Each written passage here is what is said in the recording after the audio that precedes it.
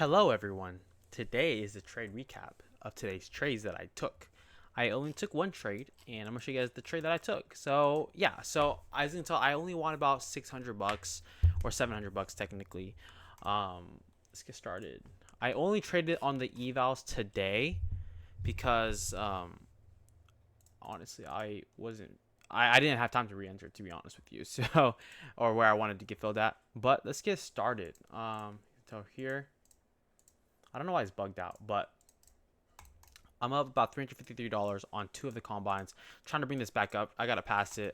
I'm thinking is like I feel more confident. Like, even though I lost like yesterday, like or whenever I lost that 1 grand, I'm not even worried because like I know the strategy works to the point where it's like I'm not worried if I lose. You know what I mean? But let's get started. Drop it down. All right, so basically going into the day, I was pretty much bullish, and the only reason why that was because let me mark this out. Let me get rid of this. All right, so basically coming into the day after 6 a.m. So this is 6 a.m. right? So basically I do a quarterly theory. Basically all I do is I mark out my box and I find out if the first area or the first zone or whatever is or I need to figure out if it's accumulation or if it's X, right? So as you can tell, coming into the day, I was trying to aim. I think I was aiming for X. Oh no, this is A. This is A. No, no.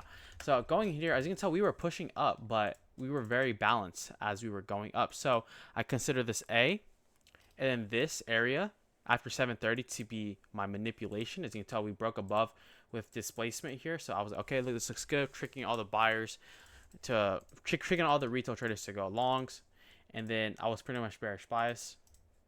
And we had going the 4-hour time chart.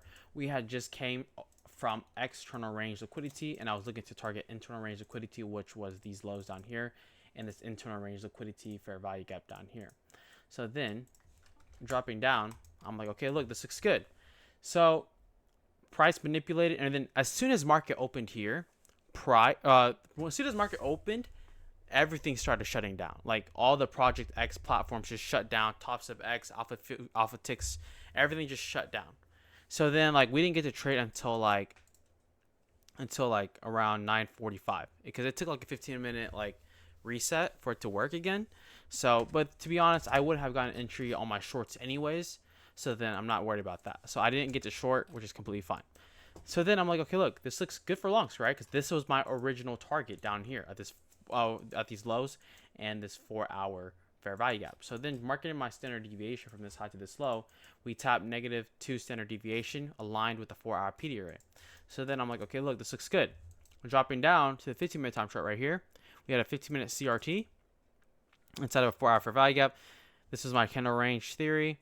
This is my candle, my range, and the price came down sweep, and then we manipulated and did not close below this low. Drop down to the 1 minute.